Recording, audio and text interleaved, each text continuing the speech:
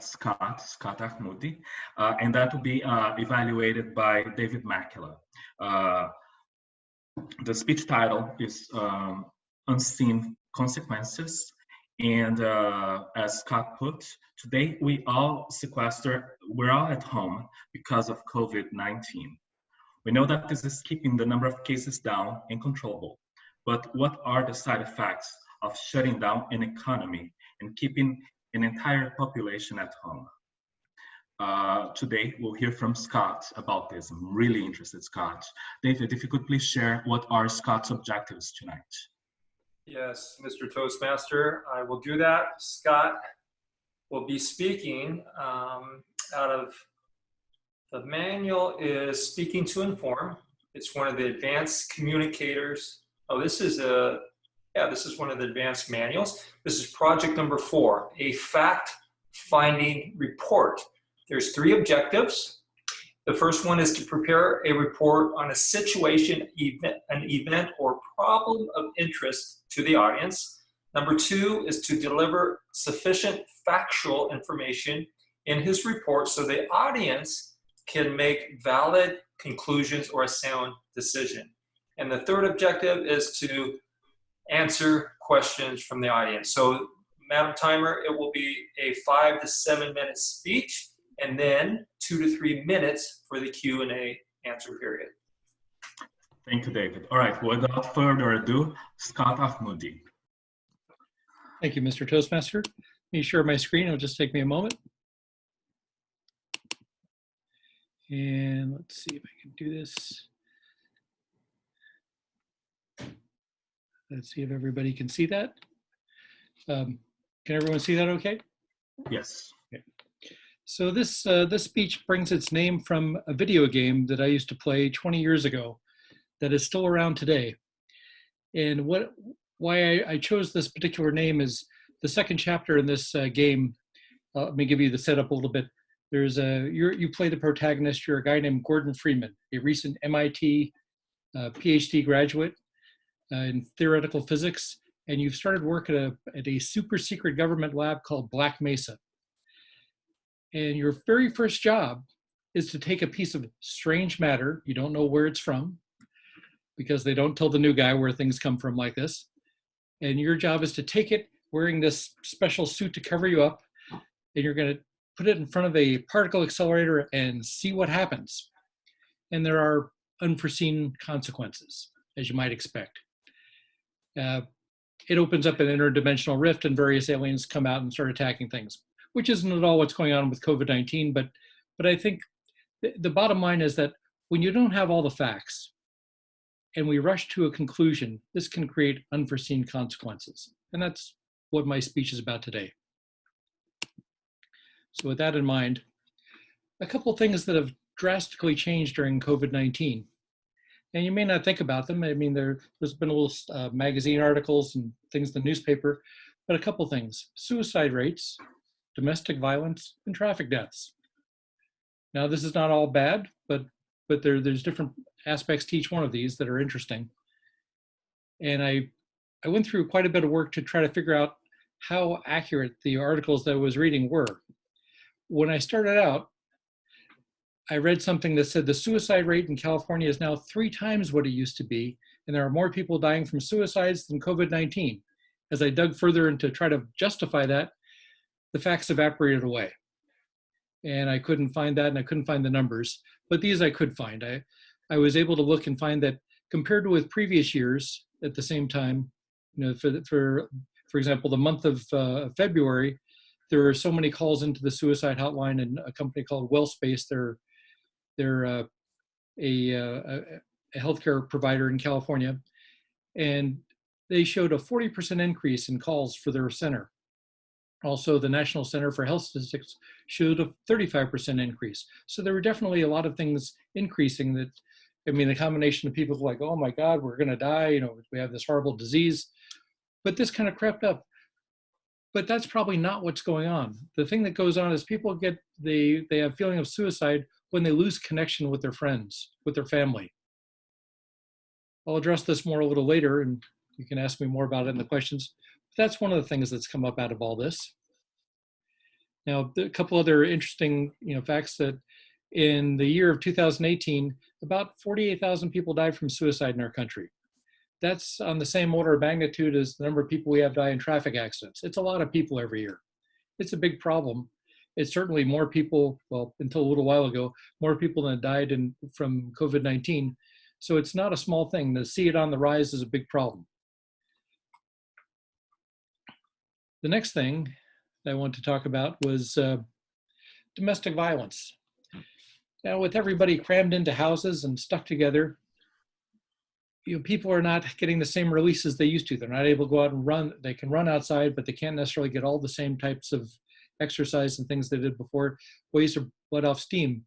And what I found by looking around after I went through a lot of research, and as I said, a lot of times I'd trace down a number to find that the numbers evaporated to nothing, or they weren't good, or someone, kind of put their finger up in the air and think, I think this is what's going on. And I had some of those too. For example, I spoke with Laguna Beach Police Department. A number of the guys hang out by the Earth Cafe near where I used to live, and they would tell me, oh yeah, we're getting way more calls than we ever did before. But that wasn't, hard numbers. And these graphs were showing from various cities in the U.S., which include Chicago, Kansas City, L.A., Memphis, New Orleans, that there was about a 10 or 20% spike in domestic violence calls to the police. And then the other example was from in Denmark, and they had a much higher set of calls, as many as 200% increase, or 2 times what they normally have. So quite a bit going on there, and it's difficult to know some of the stuff because, as the one graph shows with the dots, the data isn't complete at this point. They're still gathering the data, collating it together, and this is stuff that only happened a month ago. But it's a big rise in domestic violence, and it's an issue to be aware of. Last, this is where not all news is bad. Traffic accidents, traffic deaths are down. For example, in New York City, compared to a year ago, the traffic fatalities are less than a third of what they were. So that's good news. Less people on the road, less people dying. Maybe we can keep going with that. So here are 3 main things, and we're showing a sharp uptake in suicides, an uptake in domestic violence, but a downturn in car crashes and things. So what do we get from all this? Well, I'll go into a little more detail. Here's a heat map of of the San Francisco Bay Area, showing to the left is 2020, around March. It shows the fatal traffic accidents, and you can see to the right, the colors are quite a bit darker from a year ago, showing there's a lot more accidents or fatal accidents on the freeways and things. But lastly, what can we do to address this? What can you do right now? The suicide rates, I'd encourage you to talk to your friends, people you haven't talked to in a while, people you've forgotten about. You get so busy with your own life, reach out to friends you haven't talked to in a while, because I guarantee they need someone to talk to, and you probably do too. Bring in those nets of people that you haven't spent a lot of time with. As far as domestic violence, be nice to each other at home. If you've been inside too long, get out and run. Go for a walk. Go surfing. Whatever works for you. Traffic deaths is the good news that those are down now. So the thing there is, can we continue that and be nice to each other when we start returning back to work?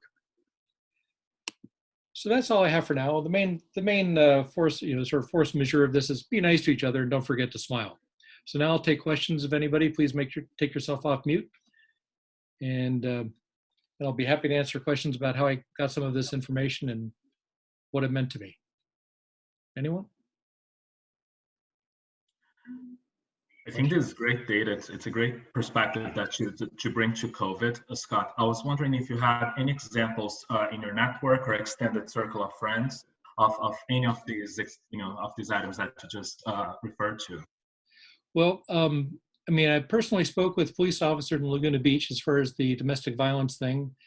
I don't really know. I just know the bit that I've been driving. There's nobody on the road, so that's personal experience.